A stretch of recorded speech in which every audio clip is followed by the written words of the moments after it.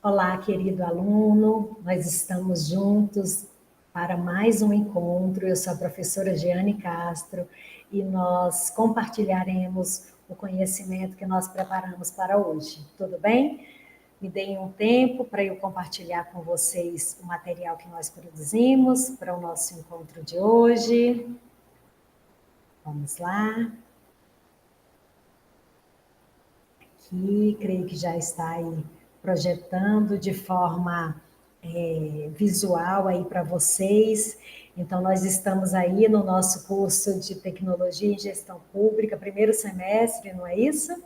É isso mesmo, a disciplina é Metodologia da Pesquisa Científica, e só para a gente poder fazer conexão com o nosso material, esse é o nosso quarto encontro, e nós estamos aí trabalhando o capítulo 2 da nossa apostila, que traz o conhecimento científico e os seus métodos. E aí a gente vai discutir que o conhecimento científico é um pouco diferente do conhecimento comum, e os métodos seriam aqueles caminhos que nós iríamos percorrer para uma determinada investigação. E aí só para que nós possamos fazer conexões com os assuntos que nós trabalhamos anteriormente, no nosso primeiro encontro, vocês lembram que nós discutimos sobre os tipos de pesquisa? Então, a gente falou sobre a pesquisa exploratória, que seria uma pesquisa mais de cunho observatório, investigando ali como que seriam os fenômenos. Nós também trabalhamos sobre a pesquisa descritiva, aquela que teria a intenção de descrever os processos para um determinado fim, e nós também trabalhamos a pesquisa explicativa, que seria aquela pesquisa que já daria resultado a um determinado problema, né, que nós cogitamos, que nós intencionamos solucionar. Então, é nessa linha de pensamento que nós iremos trabalhar hoje. Então, conhecimento. O conhecimento que nós trouxemos para discutir hoje é o conhecimento científico. Então, esse conhecimento ele é visto pelas pessoas de forma antagônica, e a gente vai entender por quê. Por um lado, para algumas pessoas, seria o caminho da redenção da humanidade, pois permitiria ao ser humano obter um conhecimento que parece não ter limites. Ele seria, dessa forma, uma oportunidade para superar as limitações que a nossa condição humana nos permite. E, realmente, muitos problemas podem ser resolvidos por meio da investigação científica, por meio do conhecimento científico. Mas a gente pode perceber que, se por um lado a gente não teria limites para a investigação, porque o ser humano não tem limite, a sua mente, a sua inteligência não tem limite, por outro lado, tem pessoas que entendem o conhecimento científico como algo que nós devemos ter receio, medo. Por quê? Porque muitos enxergam como uma forma perigosa de se relacionar com o mundo, pois a possibilidade de dominar e modificar a natureza e os seres humanos estão postas. Eu não sei se vocês já assistiram a algum filme de ficção científica onde é especificado que coisas mirabolantes poderiam ser inventadas pelo homem, pelo ser humano, né? Para a gente ter uma linguagem aí de gênero mais adequada pelo ser humano.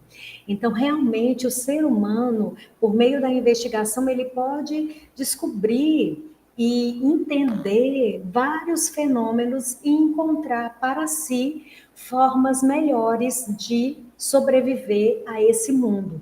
Mas também ele pode ter esse aspecto negativo, que está relacionado às guerras, às produções de bombas atômicas. E aí, nesse sentido, esse olhar em relação ao conhecimento científico, ele deve realmente ter limites.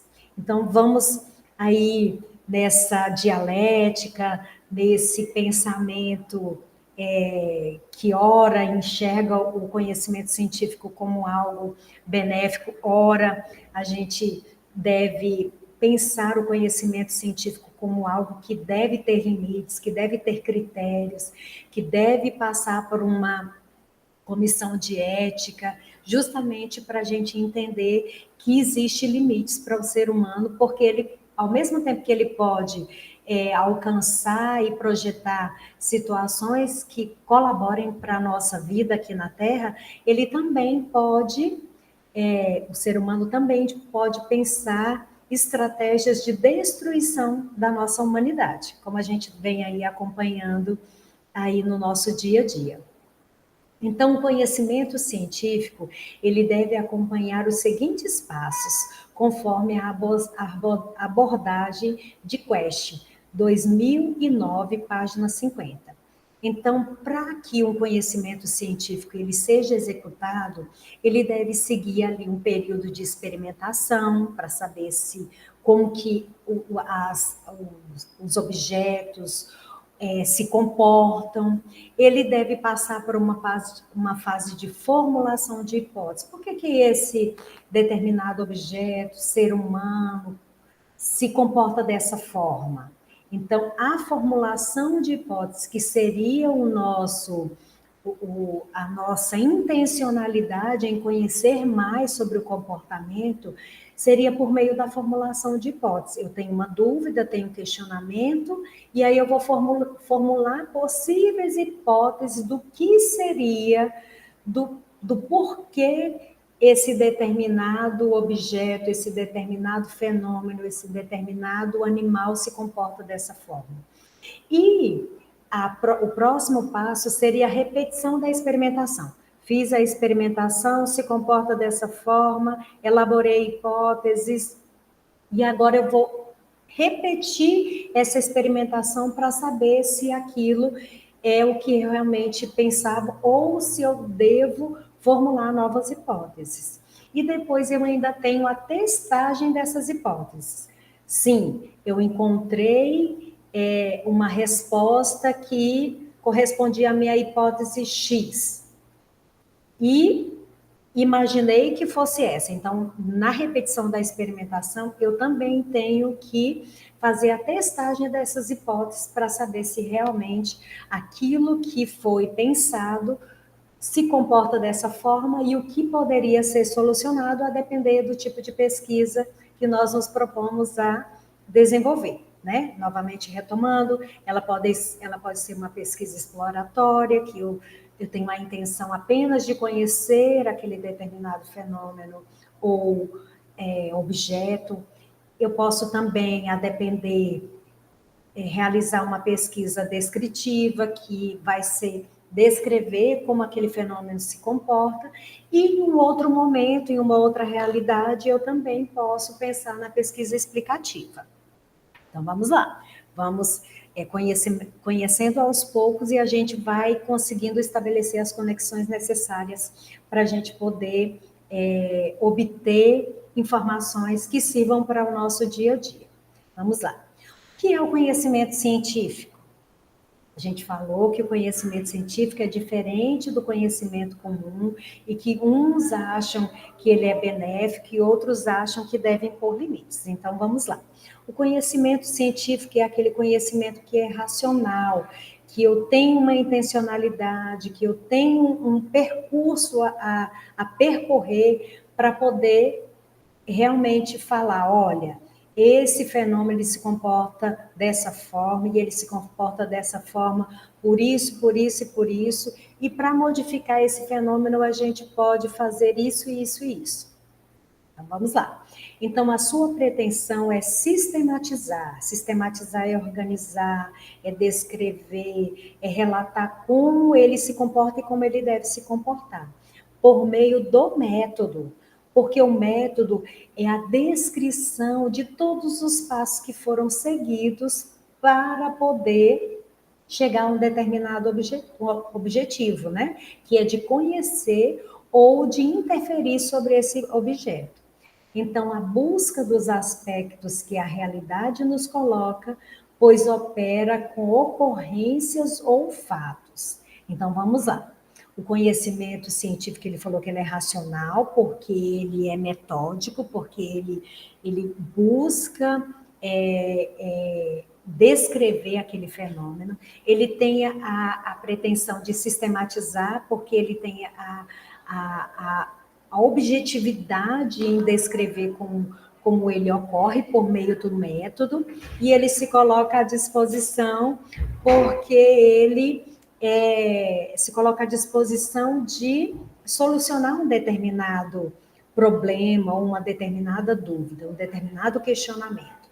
Então, vamos lá. Nós falamos que o método é algo que deve ser a descrição dos passos que eu segui para poder sistematizar esse conhecimento científico que é racional. Então, o que é o método? É o elemento que supostamente garante o rigor ao conhecimento desenvolvido sistematicamente. Veja como tudo faz conexão. Então, eu não posso simplesmente dizer que algo é assim se eu não descrevi sistematicamente, com um determinado rigor, como que eu cheguei àquele determinado resultado. Então, vamos dar um exemplo aqui na gestão pública, né? Que é o nosso curso. Então, vamos investigar aí uma determinada corporação, e aí essa corporação, eu digo que ela é de uma linha mais conservadora. Para eu falar que essa instituição, que essa linha política, ela é mais conservadora, eu tenho que seguir um rigor e dizer que ela tem esse pensamento, ela tem essa atitude, ela acaba se relacionando dessa forma. Então, eu vou descrever com rigor todos os passos que foram seguidos para que eu chegue a essa afirmação. Eu não posso observar um público de uma forma, depois observar de outra, e no terceiro dia observar de outra forma e dizer que o resultado é esse. Não. O método, ele é necessário exatamente para eu descrever o método e, ao final, dizer que o resultado é esse. E qualquer pessoa que seguir os mesmos passos vai chegar ao mesmo resultado. É essa a importância do método. Afirmar que foi seguido todo um caminho e que esse caminho, qualquer pessoa que seguir esse caminho nas mesmas condições vai alcançar o mesmo resultado. Então, é muito difícil falarmos de um único método científico, uma vez que, com a fragmentação do saber na era moderna, são incontáveis as áreas que possuem métodos específicos. Então, do mesmo jeito que a gente tem vários tipos de pesquisa, a gente tem vários tipos de métodos, porque o método deve se adequar à pesquisa que eu estou desenvolvendo e aos objetivos que eu tenho. Então, neste encontro de hoje, você, irá identificar alguns métodos científicos e observar as possibilidades que eles oferecem para o desenvolvimento da pesquisa. Então, Marconi e Lakatos, 2010, eles observam que todas as ciências precisam de um caminho seguro para chegar aos seus objetivos. Lembra? Que se eu seguir o mesmo método, qualquer pessoa tem que chegar ao mesmo resultado. Então, Marconi e Lakatos, ele fala que o método é esse caminho seguro. Por que ele é seguro? Porque eu descrevi exatamente como ele é, e qualquer pessoa que seguir o mesmo caminho vai obter o mesmo resultado. Então, esse caminho é o método, mas em contrapartida, nem todos os ramos de estudo que empregam esses métodos são ciência. Então, não é só porque eu segui um determinado passo a passo que eu posso afirmar que ele é um método científico. Na verdade, ele tem que ser testado, ele tem que ser formulado hipóteses, ele tem que retomar a hipótese, ele tem que seguir todos aqueles passos que nós já mencionamos, tudo bem? Para que ele possa ser considerado como um método científico. Então, vamos lá para alguns métodos. O método de Galileu e Galilei é um que nós podemos conhecer como um método científico. Galileu Galilei foi pioneiro em relação à abordagem do método, em relação a dizer, olha, para que um determinado conhecimento seja científico, esse método tem que ser dessa forma. Então, o que ele fala? No que se refere ao conhecimento científico por meio do método experimental, lembra da pesquisa exploratória, experimental? O foco da investigação, em sua opinião, não deveria ser a busca das essências ou a qualidade das relações.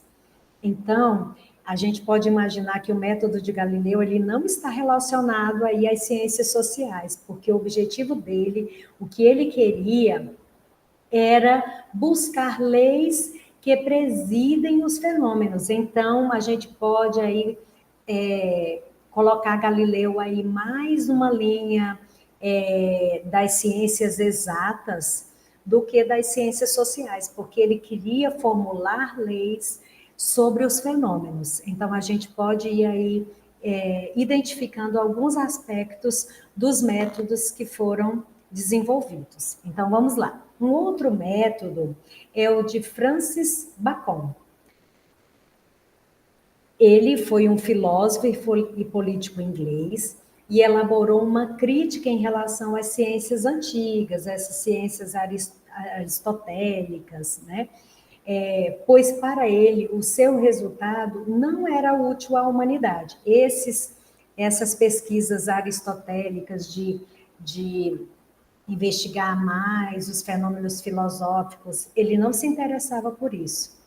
Para ele, para Francis Bacon, a ciência deveria, em seu entendimento, proporcionar uma melhoria da qualidade de vida das pessoas. Então, possivelmente, ele também era de uma linha aí mais das ciências exatas, em que se visualizava um problema e se queria solução para esse problema, inovando, modificando. Ele não queria só ficar no campo das ideias, refletindo. Então, um outro método é o de Descartes. Descartes é considerado o pai da filosofia moderna, e aí a gente já encontra aí um pensador que está aí mais próximo das ciências exatas, que é o nosso caso, né? René Descartes viveu na mesma época de Galileu e Bacon e desenvolveu o método dedutivo. É aquele em que se parte de algo para entender esse fenômeno. Sua contribuição também se deu na matemática. Também se deu na matemática, não só no campo aí da filosofia, mas também no campo da matemática. Naquela época, os pensadores, eles se dividiam, eles não ficavam só em um campo, em campo da ciência, né? Ao longo da sua vida, eles iriam aí se desdobrando em vários métodos.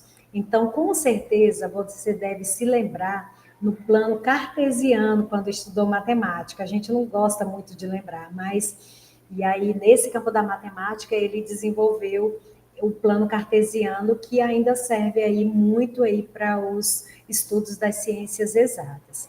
O seu método pode ser dividido em 4 fases.